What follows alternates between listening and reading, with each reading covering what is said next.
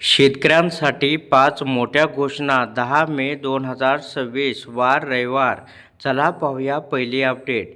राज्यातील कृषी विभाग अधिक सक्षम करण्याच्या दृष्टीने प्रत्येक सहाय्यक कृषी अधिकाऱ्यासोबत शेतकरी मित्र नेमण्याचा महत्त्वपूर्ण निर्णय घेण्यात आलेला आहे. याच्यामुळे शेतकऱ्यांना मोठा फायदासुद्धा या ठिकाणी होणार आहे. आता आपण 2 नंबरची अपडेट पाहूया. 2 नंबरची अपडेट ही अतिशय महत्त्वाची अपडेट आहे.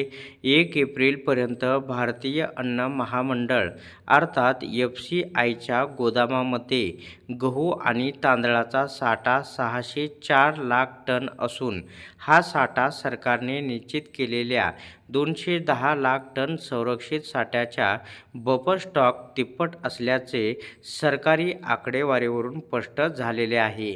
आता 3 नंबरची अपडेट पाहूया.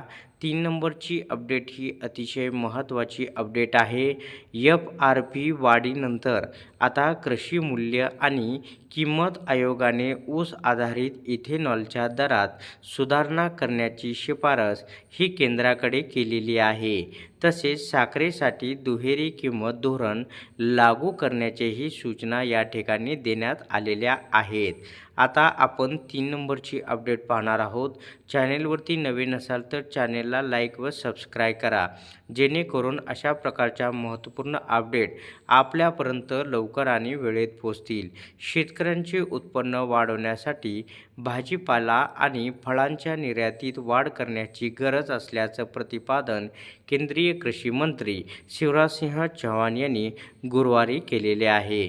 आता आपण पुढची अपडेट पाहूया. शेवटची आणि महत्त्वाची अपडेट आहे. कृषी उन्नती योजनेअंतर्गत 2026 आणि 27 मध्ये ॲग्रिस्टॅक प्रकल्पातील डिजिटल क्रॉप सर्व्हेसाठी 66 कोटी 86 लाख इतक्या निधीच्या वार्षिक कृती आराखड्यास राज्य शासनाने मंजुरी दिलेली आहे. तर अशा प्रकारे राज्यातील शेतकऱ्यांसाठी 5 मोठ्या महत्त्वपूर्ण अपडेट होत्या.